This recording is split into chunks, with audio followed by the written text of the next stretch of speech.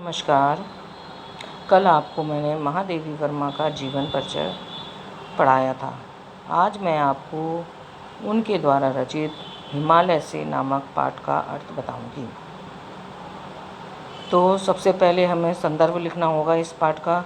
तो संदर्भ कैसे लिखेंगे? प्रस्तुत पंक्तियां हमारी पाठ पुस्तक काव्यखंड के शांत गीत से हिमालय से नामक शीर्षक से ली गई हैं। इसके कवित्री महादेवी वर्मा जी हैं। फिर देखेंगे आगे। हे चिर महान, यह स्वर्ण रश्मि छू श्वेत भाल, वर्षा जाती रंगीन घास। शैली बनता है इंद्रधनुष, परिमल मलमल जाता बताश, पर रागहीन तू हिम निधान।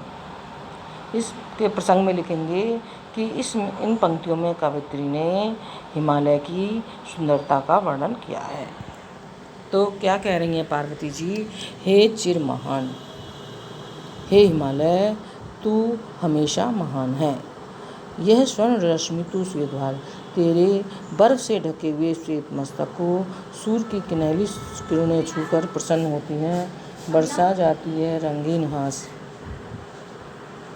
और अपनी रंगीन हंसी को चारों तरफ बिखेर देती है। ऐसा लगता है कि प्रकृति सुंदरता से नाच रही है। तो फिर से देखेंगे। हे चिर महान, हे हिमालय तुम सदैव महान हो। तुम्हारे बर्फ से ढके हुए श्वेत मस्तक को सूर्य की किनैली किरणें छूकर प्रसन्न होती हैं और अपनी रंगीन हंसी को चारों तरफ बिखेर देती हैं। उस समय ऐसा लगता है कि जैसे प्रकृति प्रसन्नता से नाच रही है। शैली बनता है इंद्रधनुष, और रंग बिरंगा इंद्रधनुष ऐसा लगता है जैसे तुम्हारे सिर पर पगड़ी बांध दी गई है। परिमल मलमल जाता बताश, और शीतल वायु तुम्हारे अंग अंग में सुगंधित पदार्थों का लेप कर जाती है। पर रागहीन तू हिम निदान, हे हिमालय तू फिर भी उदासीन होकर खड़ा रहता है। नभ में गर्वित झुकता ना शीस, पर अंक लिए है दीन छार। मन गल जाता नित विश्व देख, तन सह लेता है कुलिश भार। कितने मृदु कितने कठिन प्राण, नभ में गर्वित झुकता ना शीस। हे हिमालय पर्वत, तुम आकाश में गर्व के साथ अपना मस्तक ऊंचा किए हुए खड़े हुए हो।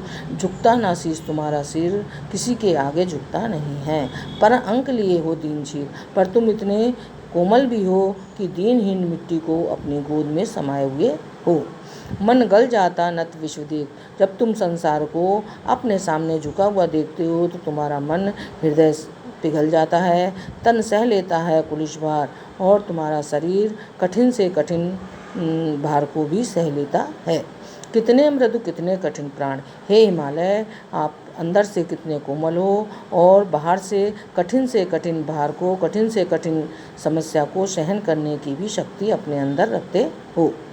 इसका पंक्तियों का काव्यगत सौंदर्य होगा। खड़ी भाषा है इसमें, खड़ी बोली। रस इसमें श्रृंगार रस है, और अलंकार मानवीकरण, उपमा, उत्प्रेक्षा, पुनरुक्ति, प्रकाश अलंकार हैं। दूसरा पैराग्राफ देखेंगे। टूटी है तेरी कब समाधि, झंझा लौटे शतहार हार। बह चला द्रवों से किंतु नीर, सुनकर जलते कण की पुकार। सुख से विरक्त दुख में समान। इन पंक्तियों में हिमालय की दृढ़ता का वर्णन किया गया है।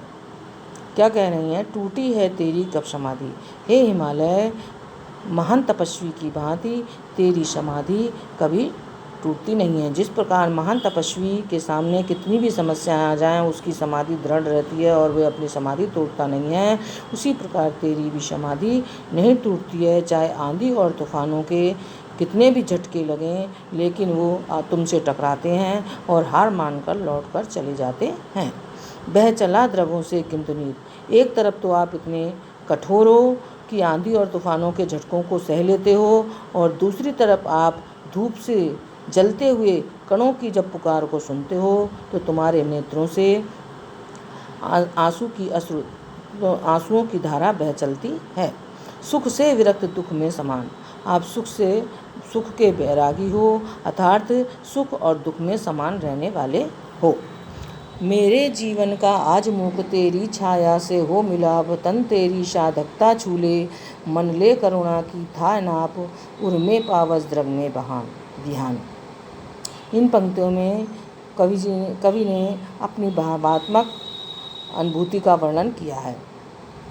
क्या कह रही हैं? मेरे जीवन की आजमुख। महादेवी वर्मा जी कहती हैं कि हे हिमालय, मेरे जीवन की मौन भावना तेरे जीवन की विस्तृत छाया से मिल जाए, तन तेरी साधकता छूले, और मेरा शरीर जहाँ तक तेरी साधकता पहुँची हुई है, मेरा शरीर भी उस साधकता को प्राप्त कर ले।